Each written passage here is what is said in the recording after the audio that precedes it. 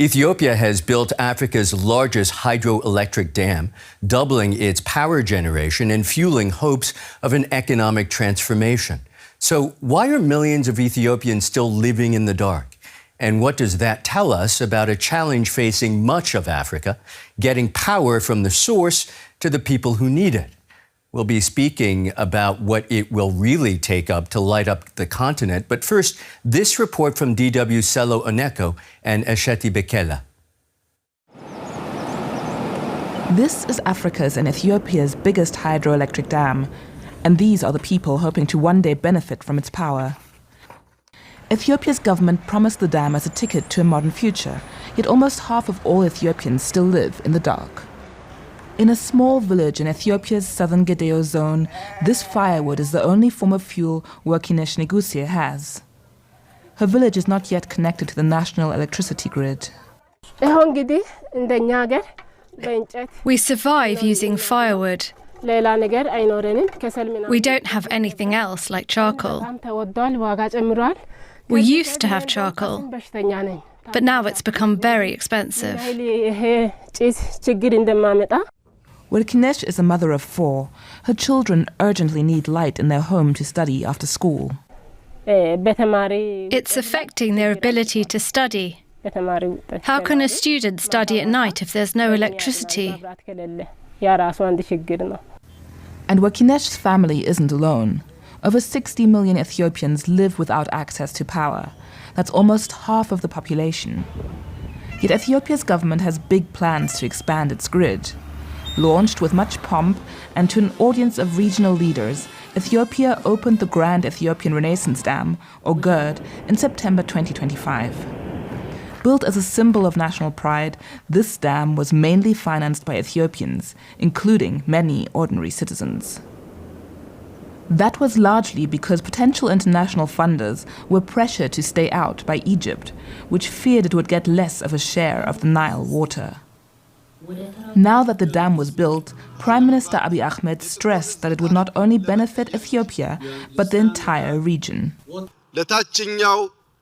For our brothers in the countries downstream, Ethiopia built the Grand Renaissance Dam to prosper, fill the region with light, and change black people's history. With a capacity of 5,150 megawatts, the dam has doubled Ethiopia's energy generation. Now, the challenge is bringing power to remote areas like Workinesh's village. Until about 7 years ago, it wasn't more than 44%. However, we've now reached approximately 54%. The ongoing grid-related work will enable us to increase this to around 78% in the coming years. We're also working on off-grid solutions. While international backers like the World Bank have pledged to back this grid expansion, analysts believe that it's ultimately up to Ethiopia's government to connect its people to the grid. And as researcher Tom Lavers points out, while the dam might be the answer to generating more power, it certainly wasn't a direct ticket to a modern future. The challenge of meeting universal access to electricity, which remains the government's goal today, is an extraordinarily difficult one. A country the size of Ethiopia, with a population that is as dispersed as Ethiopia's is, with generation concentrated in places where the majority of the population don't live. While the dam may not yet be powering all of Ethiopia's households, its regional effect was more immediate. Ethiopia started exporting surplus power to Kenya and Djibouti, a welcome addition to the still emerging regional power pool. And for Ethiopia, a bit of income to maintain and finance all of its new infrastructure, including the expansion of the power grid. The power is transported via a 1,000-meter-long high-voltage line from Sodo in Ethiopia to a substation in Suswa in Kenya. Here in Suswa, about 100 kilometers away from Nairobi, is where the electricity from Ethiopia ends up and is fed into the Kenyan grid. The amount transmitted at the moment is still very low, but both countries are hoping to expand on regional connectivity. Similarly to Ethiopia, Kenya has big ambitions to grow and scale its economy. In Kenya, 75% of the population is already connected to the grid. The power is sometimes faulty and unreliable, but unlike Ethiopia, Kenya only has a few last connectivity miles to go. Currently, Kenya relies on a mix of geothermal, wind, solar, and water. Over 90% of its energy comes from renewables, and yet when the wind doesn't blow and the sun doesn't shine, or when drought reduces water levels, the amount of power Kenya generates is barely enough to keep its economy going. So it needs a reliable backup source.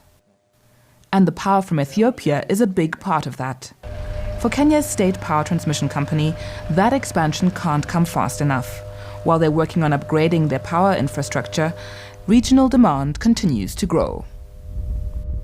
As any country industrializes, power means the power demand of our customers moves from availability to reliability. Our customers now want very stable power, especially when we go to industries that manufacture sensitive equipment like microchips and all the others. They require stability of power.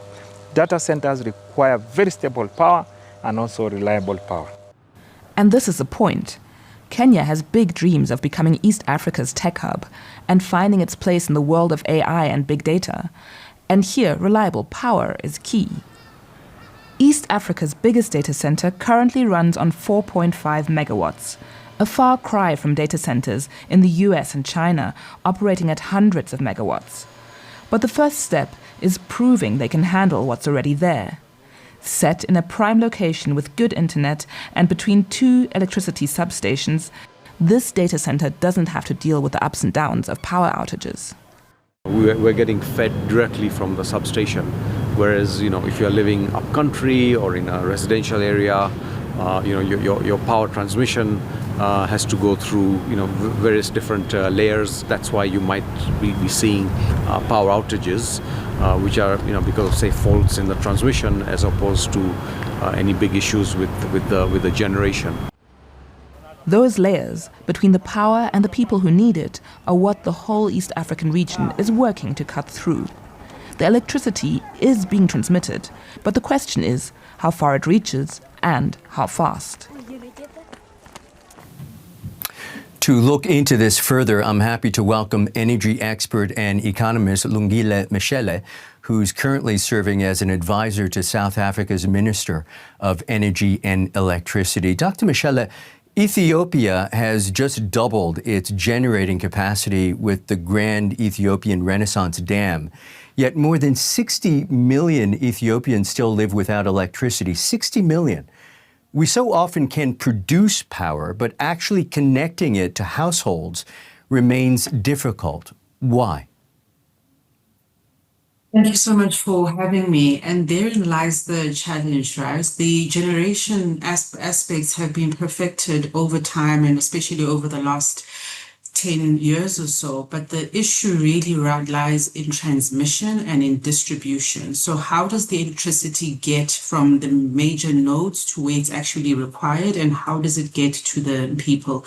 You are sitting with what we typically say 60% of sub-Saharan Africa, which do not have electricity. And the truth of the matter is that this generation that lies all over the continent or all over sub-Saharan Africa, whether it's in South Africa, it's in Botswana, Ethiopia, as you rightfully mentioned, with the Renaissance Dam, you've got Mozambique, numerous other countries. But in terms of scaling up on the transmission and the distribution, that is where things seem to be falling apart or seem to be lagging. And then, of course, there's the real issue of if we eventually get the transmission right, especially cross-border, the interconnectors right, then you also need to focus on the distribution and how does that work with local municipalities or provinces or local governments, and then eventually getting into the household. And then this, of course, then speaks to our households.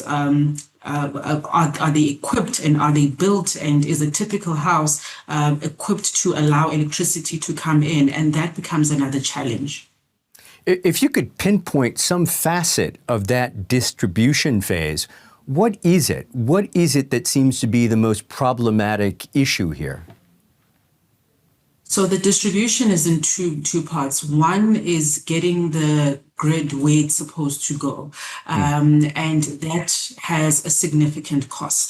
And the truth of the matter is the other person on the other end, will they be able to afford it? So, municipalities and utilities can focus on the distribution element and get electricity to where it must get to. However, the key thing is, are people going to be able to afford it? And, if you look at places like Europe or America or, even Asia, lots of distribution happening there across multiple states, multiple cities. And at the end of it, the consumer can pay and the utility can justify why that investment needs to be made. In sub-Saharan Africa, when you consider the amount of work that needs to go into it and the investment, but you also need to consider the fact that the region is amongst one of the poorest and also one of the most unequal. And the question then becomes, how do we really have these trade-offs of electrifying people, but people who, for the most part, economically speaking, you cannot justify that investment. And typically this is when governments then step in and governments then aid that investment to make it more affordable for their citizens. Everybody ought to have the right to have their homes powered. There must be some baseline level. So keeping that in mind, and I think you're getting into the sort of the next phase of my questioning here, there must be a long list of actors here. At the end of the day, who's responsible for that last mile? We can't just put it necessarily on the consumers who want to not live in darkness. Is it national governments? Is it local authorities, utilities, international lenders, or international bodies like the UN? Who? So everybody is responsible, but to be very frank, it's the national government that needs to issue an imperative that says that they want to electrify X amount of homes, 10 million homes over the next five years, or whatever their target is going to be. And thereafter, it needs to cascade down to the utilities that must provide the generation, the transmission, and the distribution. You then need to go into the municipalities. They also need to have their plans in terms of rolling out these electrification plans. You now need to look at regulation. How are you going to fund this? How is it going to be regulated? Who's going to pay for what and when? And then, of course, you now need to go into the funding aspect, because as we know, most governments and utilities and municipalities are cash slow. So ultimately, you now need to bring in lenders, and then it becomes a bit of a commercial structure. And of course, once you start adding in that financial aspect, then the real questions around who's going to pay, can they afford to pay, do we need to look at guarantees, what vehicle can we possibly use to invest in these projects to make sure, as you rightfully say, that people receive their constitutional right of being electrified. Okay, so financing, obviously a big piece of this. Some other issues. In cities, extending electricity often means connecting one more neighborhood and then another and so on. In rural Africa, it means reaching scattered communities, maybe hundreds of kilometers from existing infrastructure. Does universal access for everyone, require a different strategy for rural Africa than for urban Africa? So I'm so glad that you brought that up, because ultimately, people often say, but why is electrification not at 100%? And I can tell you now, even in South Africa, it's above 90%. If I look at your North Africa, it's above 95%. And it can never get to 100% for exactly that reason, that some of the areas are so remote that it does not make sense to send the grid to those particular areas. So to your point, you need a strategy devised specifically for remote rural areas, and also taking into account their lack of affordability. So you might look at cook stoves, for instance, where they are not necessarily connected to the grid, but they're able to have cook stoves where they can cook outside. You could look at solar panels, and then it comes with lights and battery, and they would still remain off grid, but they are able to be partially electrified, having lights in the home, having a little plug point where they can plug in a radio, maybe even a TV, and then so there are numerous things that one could devise. But one needs to think smart and think strategically. And of course, it's very important to consider that you don't want to disrupt the way people live. And I'm going to give the example of the Maasai in Kenya, where they are nomad by nature. So you can't tie them down to a fixed structure with a light and a switch. You have to allow them to move from one area to the next to be able to graze.